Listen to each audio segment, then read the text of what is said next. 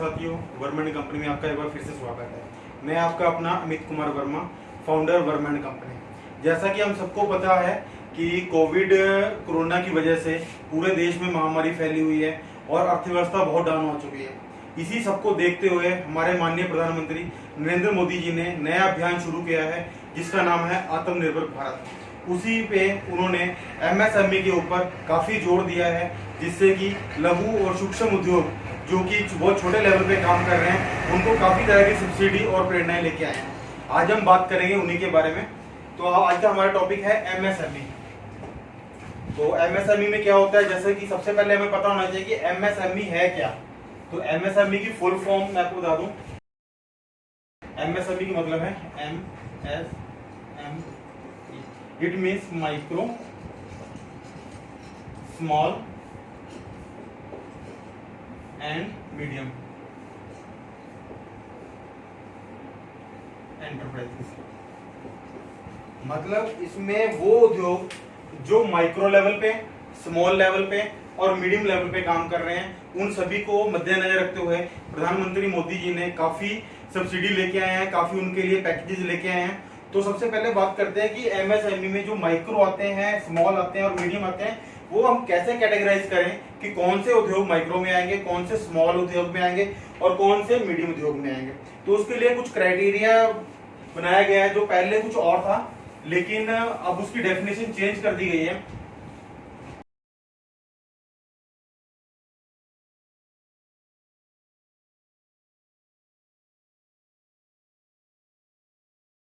जैसे मैं आपको बता दूं, ये मैं कुछ लिख के जा रहा हूं, माइक्रो,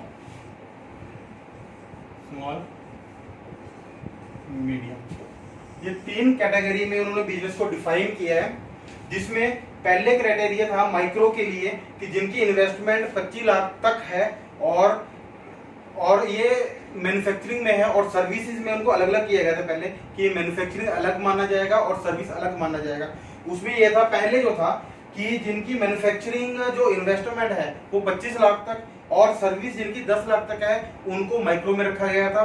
ऐसे ही जिनकी इन्वेस्टमेंट 5 करोड़ तक है और जिनकी सर्विस में इन्वेस्टमेंट 2 करोड़ तक है उनको स्मॉल में रखा गया था। और मीडियम में इसी तरह जिनकी इन्वेस्टमेंट मैन्युफैक्चरिंग यूनिट की 10 करोड़ तक है और सर्विस में जिनकी इन्वेस्टमेंट 5 करोड़ तक है उनको मीडियम एंटरप्राइज के अंदर रखा गया था। लेकिन अब ये डेफिनेशन पूरी तरह चेंज कर दी गई है। अब जो नई डेफिनेशन है उसके हिसाब से इसमें मैन्युफैक्चरिंग एंड सर्विस दोनों को सेम कर दिया गया।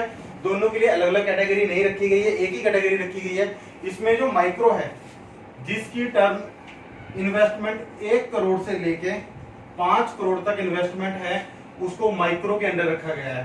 ये पहले जो सिर्फ 25 लाख थी, अब 1 करोड़ से लेके 5 करोड़ तक जिनकी भले ही वो मैन्युफैक्चरर है, भले वो सर्विस प्रोवाइडर है, दोनों को सेम कैटेगरी में रखा गया है। इसी तरह जो स्मॉल में है, स्मॉल में जिनकी टर्नओवर 10 करोड़ से लेके 50 करोड़ के बीच में आती है, उनको स्मॉल बिजनेस की कैटेगरी में रखा गया है। और इसी तरह जो मीडियम उद्योग है, मीडियम में जिनकी कैटेगरी 20 करोड़ से लेकर 100 करोड़ तक आती है, उनको मीडियम में रखा गया है। अब ये तो हो गई कैटेगरी कि कौन कौन से उद्योग कैसे कैसे मीडियम, स्मॉल और माइक्रो में आएंगे। जो पहले ये सिर्फ 10 करोड़ तक था, अब ये बढ़ा के 100 करोड़ तक कर दिया गया है। लेकिन जिनकी टर्नओवर या इन्वेस्टमेंट 100 करोड़ से ज्यादा है, वो ये फैसिलिटी, वो ये स्कीम नहीं ले सकते। ये उन्हीं के लिए है जिनकी टर्नओवर 100 करोड़ तक है। तो अभी हम बताते हैं कि एमएसएमई में पता चल गया कि कौन कौन सी कैटेगरी है, कैसे हम किस कैटेगरी के अंदर आते हैं, माइक्रो में आते हैं, स्मॉल में आते हैं कि मीडियम में आते हैं। अब हम शुरू करते हैं इसमें गवर्नमेंट ने क्या क्या फैसिलिटी दी है। तो जैसे फैसिलिटी की बात करते हैं, अगर आप एमएसएमई के अंदर रजिस्टर्ड हैं तो आपको काफी तरह की फैसिलिटी दी गई है। जैसे सबसे पहला, एक अभी बहुत बड़ी बात सबको पता है आज की डेट में, कि कोलेट्रल फ्री लोन प्रोवाइड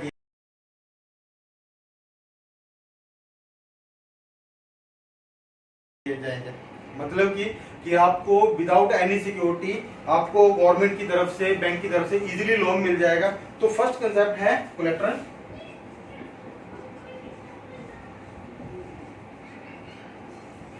मतलब पहले हमें लोन लेने के लिए काफी सिक्योरिटी देनी पड़ती थी, गारंटी देनी पड़ती थी, जमीन जायदाद या अपनी पुरानी टर्नओवर दिखा के तब हमें जाके एक बिजनेस स्टार्टअप के लिए लोन मिलता था। लेकिन अब गवर्नमेंट ने ऐसा कर दिया है कि आपको इजी रेट पे, और ये भी जो कोलेटरल फ्री लोन है ऐसा नहीं है कि बहुत ज्यादा महंगा आपको मिलेगा।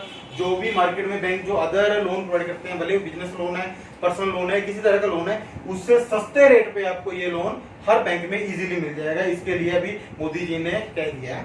अब सेकंड थिंग जो है, जो सेकंड कंसेप्ट है वो हमारा है, अगर हम बैंक से ओडी लेते हैं, आपको ओवरड्राफ्ट हम बैंक से लेते हैं, तो उसमें भी 1% तक हमें रेट ऑफ इंटरेस्ट में हमें बेनिफिट मिलेगा।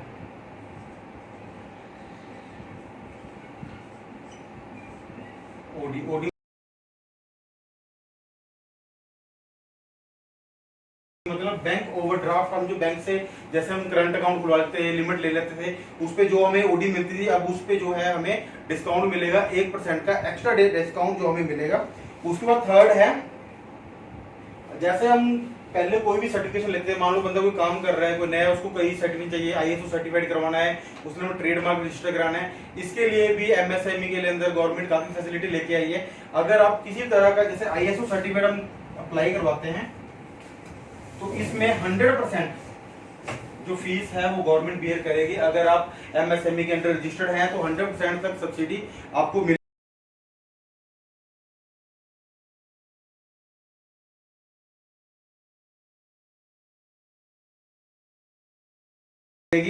उसके बाद जो भी पहले होते थे गवर्नमेंट कॉन्ट्रैक्ट, गवर्नमेंट टेंडर आते थे, वो हो जाते हैं कि गवर्नमेंट ले लेते हैं, कि गवर्नमेंट के कुछ खास बंदे ले लेते हैं, लेकिन अब गवर्नमेंट स्पेशल टेंडर उन लोगों के लेके आएंगे जो MSME के अंडर रजिस्टर्ड हैं। उनके लिए कास्ट टेंडर कास्ट जो पब्लिकली किए जाएंगे वो उन लोगों को मिलेंगे जो MSME के अंदर रजिस्टर्ड हैं।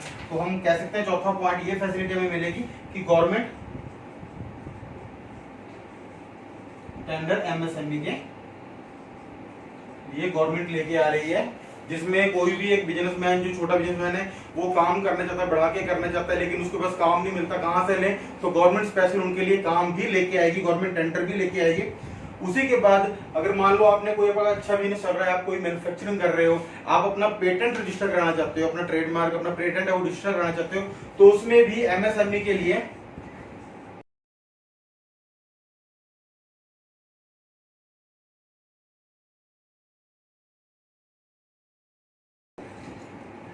50% तक सब्सिडी गवर्नमेंट पे करेगी। अगर आप अपना कोई पेटेंट रजिस्टर करवाते हो तो उसमें भी गवर्नमेंट आपको 50% तक सब्सिडी देगी।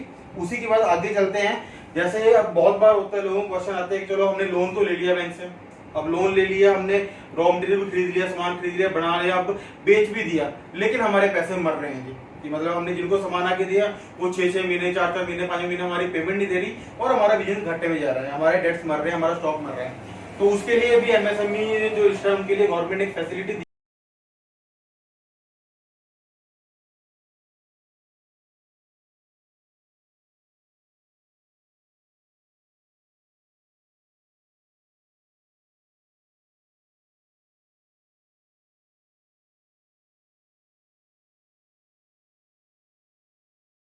है कि आपका जो डेट्स हैं उसकी जो पेमेंट है 15 से लेके 45 दिन के अंदर अंदर, अगर आप MSME के अंदर रजिस्टर्ड हो, जिनको आपने सामान भेजा है, बेचा है, जो आपके डेटर्स हैं, उनको 15 से लेके 45 दिन के अंदर आपको पेमेंट करनी पड़ेगी। इन केस मान लीजिए वो नहीं करते, तो जो भी वो डिले करेंगे, मान लो वो 1 महीना लेट कर रहे हैं, 2 महीना लेट कर रहे हैं, उसको जो भी बैंक का रेट ऑफ इंटरेस्ट है उसे 3 गुना तक ज्यादा पे करना पड़ सकता है उस पेमेंट के लिए। इन केस तब भी नहीं पेमेंट करती तो उनके जो लाइसेंसिंग है, मान लो GST सर्टिफिकेट है, पैन कार्ड है, तो वो ब्लॉक होने तक का प्रोविजन इसके अंदर है। तो अब आगे चलते हैं। एक बहुत बड़ा बेनिफिट सब्सिडी जो मुझे लगता है कि हर बंदा लेना ही चाहेगा, वो है इलेक्ट्रिसिटी में सब्सिडी।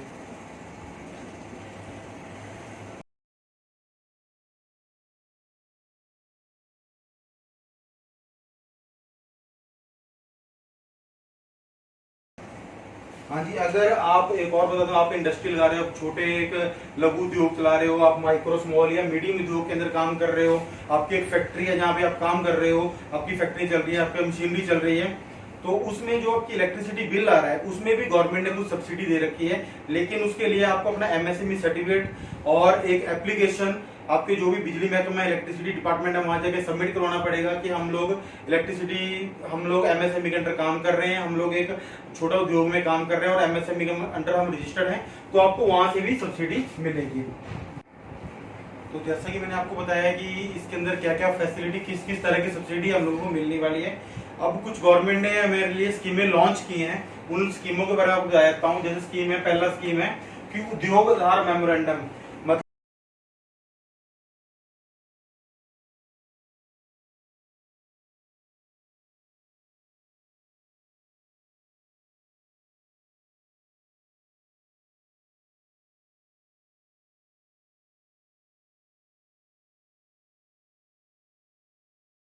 मतलब कि इसको बेस जो है इसका, जैसे एमएसएमई का इसको एक दूसरा नाम भी है उद्योग आधार सर्टिफिकेट, तो इसका बेस ही आधार कार्ड माना गया है। तो इसी के बेस पे जिन जिनके पास आधार कार्ड है वही इस स्कीम का बेनिफिट ले सकते हैं, जिसमें वो ऋण ले सकते हैं, लोन ले सकते हैं और गवर्नमेंट सब्सिडी ले सकते हैं। सेकंड है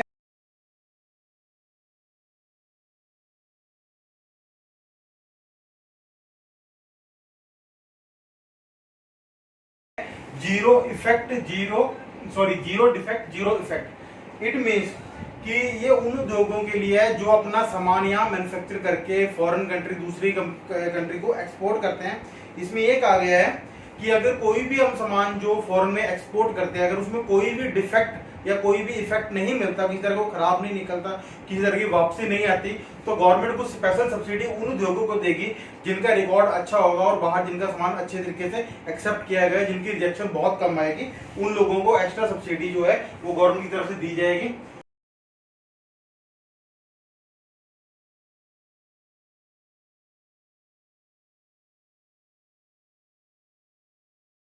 थर्ड है quality management system and quality technology tools. ये उन इंडस्ट्रीज के लिए जो नए आइडिया बनाती हैं, जो टेक्नोलॉजी बेस्ड हैं, उनके लिए गवर्नमेंट ने काफी प्लेटफॉर्म ऐसे नए लॉन्च किए हैं। जैसे काफी इंस्टीट्यूट लेके आई है जो उन लोगों को सिखाएगी कैसे काम करना है, कैसे अपने नए नए आइडियाज इन्वॉल्व करने हैं, कैसे कौन कौन सी टेक्नोलॉजी हमें यूज करनी चाहिए। उसके लिए गवर्नमेंट ने काफी ऐसी स्कीमें निकाली हुई हैं, काफी ऐसे इंस्टीट्यूट हायर किए हुए हैं जो एमएसएमईज को समझाते हैं, उनको काम करना सिखाते हैं कि किस तरीके से काम किया जाए और कौन कौन सी टेक्नोलॉजी लिया जाए। कि उनके लिए special time to time seminar लगाए जाते हैं, उनको वीडियो वेबिनार किए जाते हैं। तो वो स्कीम भी गवर्नमेंट की तरफ से एमएसएमई को प्रोवाइड की जाती है।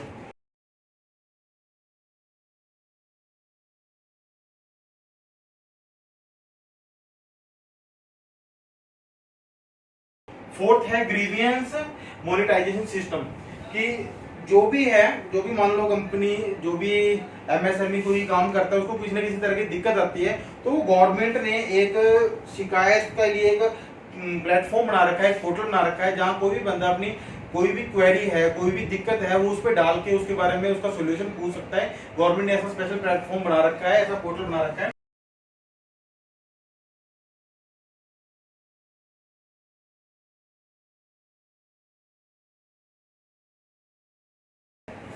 फिफ्थ है इंक्यूबेशन, मतलब न्यू इनोवेशन। मान लीजिए कोई भी बंदा एक नया आइडिया इन्वॉल्व करता है, नई एक टेक्नोलॉजी डेवलप करता है, एक नई स्कीम बनाता है। मान लीजिए हम जैसे एक सैनिटाइजर ले लें या किसी चीज को ले लें जो हम फॉरेन से इंपोर्ट कर रहे थे, लेकिन कोई ऐसी टेक्नोलॉजी एमएसएमई यही बनाता है जिससे कि कुछ काफी बिजनेस अच्छा हो सकता है। तो उसके लिए गवर्नमेंट ने एक फैसिलिटी निकाली है कि 75 to 80% तक जो उसको है फंडिंग जो है वो गवर्नमेंट की तरफ प्रोवाइड की जाएगी, जो सीधे बैंक से उसको मिल जाएगी एक लोन के रूप में, और काफी कम इंटरेस्ट रेट पे उसको वो फंडिंग मिल जाएगी। उसके बाद आगे है जैसे क्रेडिट लिंक्ड कैपिटल सब्सिडी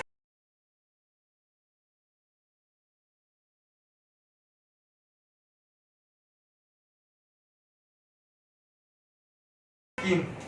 इसमें क्या है कि जो भी कोई बंदा एमएसएमई के अंडर रजिस्टर्ड है और नए काम करना चाहता है, लेकिन उसके कोई मशीनरी पुरानी है, कोई सिस्टम पुराने हैं, तो अगर वो सिस्टम को चेंज करना चाहता है, नया सिस्टम, नया कैपिटल इन्वॉल्व करना चाहता है, तो उसके लिए भी गवर्नमेंट ने सबसे निकाला हुआ है कि वो नए सिस्टम, नया मशीनरी, नया सामान वो खरीद सकता है। गवर्नमेंट उसके लिए भी उसको स्कीम प्रोवाइड करेगी, उसको फाइनेंशियल उसकी सपोर्ट करेगी, उसको लोन प्रोवाइड की जाएगी।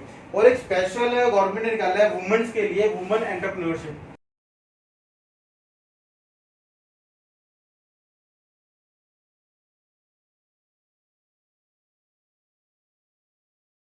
कि मान लो कोई लेडीज है, कोई महिलाएं हैं जो अपना काम शुरू करना चाहती हैं, लेकिन उनको नॉलेज के अभाव में, एक्सपीरियंस के अभाव में वो काम कर नहीं पाती, तो उसके लिए भी एमएसएमई के अंडर गवर्नमेंट ने काफी फैसिलिटी निकाली है, जिनमें महिलाओं को काम करने के लिए प्रोत्साहित किया जाता है, उनको समय समय पर सिखाया जाता है कैसे काम करना है, किस तरह के नए आइडिया लेके आने हैं, उनको टेक्नोलॉजी बेस्ड उनको सिखाया जाता है, और सब कुछ उनको बिजनेस के बारे में सारी गाइडेंस उनको दी जाती है। तो ये स्कीमें थी जो एमएसएमई के अंडर गवर्नमेंट ने लोगों को प्रोवाइड की है।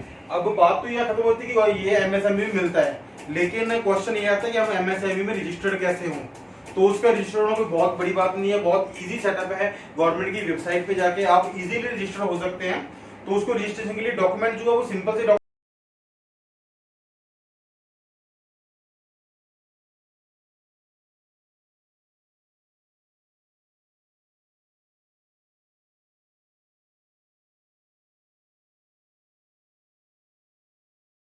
है। एक तो आपको अपना आधार कार्ड होना चाहिए आपके पास, आधार कार्ड, उसके बाद एक सेल परचेज का बिल, जो भी आप काम कर रहे हैं उसका सेल परचेज का एक बिल चाहिए। अगर आप पार्टनरशिप है तो पार्टनरशिप डीड, प्रोप्राइटरशिप है तो आपको प्रोप्राइटर का आधार कार्ड या पैन कार्ड लग जाएगा। अगर आपकी कंपनी है तो कंपनी का एमओएम या एओए वो आपको लगाना पड़ेगा। और जो भी आपकी लीगल लाइसेंसिंग है, मान लो कंपनी रजिस्टर तो कंपनी रजिस्ट्रेशन का लाइसेंस होगा, आप पार्टनरशिप है तो पार्टनरशिप डीड होगी, वो जो भी लीगल आपका लाइसेंस है वो लगा के आप इजीली इसको कर सकते हैं। और इसमें जो रिक्वायरमेंट्स और होती हैं उसमें आपको इंडस्ट्री का नाम, जो भी जिस नाम से आप अपनी फर्म चला रहे हो, कोई भी काम कर रहे हो XYZ, उसका नाम आपके उस टाइम अवेलेबल होना चाहिए जब भी आप ये नंबर अप्लाई कर रहे हो। कंपनी का एड्रेस, बिजनेस का एड्रेस जहाँ पे आप काम कर रहे हो उसका एड्रेस होना चाहिए। बैंक की कुछ डिटेल होती है जिसमें bank account number, IFSC code वगैरह पूछा जाता है। उसके बाद कुछ सम अदर छोटी मोटी इन्फॉर्मेशन होती हैं, जैसे आपके पास कितने एम्प्लॉई हैं, आपने स्टार्टिंग में कितना इन्वेस्ट किया, वो सारा आपको उसमें एक बार देना पड़ता है। उसके बाद आपका उद्योगदार का सर्टिफिकेट इशू हो जाता है। अब बता दूं, उद्योगदार के लिए गवर्नमेंट ने कोई फीस डिसाइड नहीं की, गवर्नमेंट की तरफ से फ्री प्रोवाइड किया जाता है, लेकिन कुछ प्रोफेशनल इसकी फीस चार्ज करते हैं। आप ये मत कहना कि आपके प्रोफेशनल ने आपसे 500 रुपए 1000 रुपए उसका फीस चार्ज किया, वो उसकी सर्विस टैक्स है, वो सर्विस फीस आपसे चार्ज कर रहा है, क्योंकि उसने आपका आधार कार्ड, ये अपना एमएसएमई का सर्टिफिकेट अप्लाई किया है। उसमें काफी कॉम्प्लिकेशन कई बार आ जाती हैं, आपके डॉक्यूमेंट सही नहीं है, वेरिफिकेशन करना है, कल को आपको सब्सिडी लेनी है, तो मान लो कुछ गलती हो जाए तो वो उसी चीज की फीस चार्ज करते हैं। तो आप उनसे बहस नहीं सकते, आप उनको फीस दे दीजिए और इजीली उनसे वो नंबर अप्लाई करवा सकते हैं। अभी अगर आपको मैं अपनी नेक्स्ट वीडियो में ये समझाऊंगा कि ऑनलाइन जाके आप किस तरीके से अपने आप खुद घर बैठे फ्री में एमएसएमई का सर्टिफिकेट अप्लाई कर सकते हैं। तो थैंक यू वेरी मच।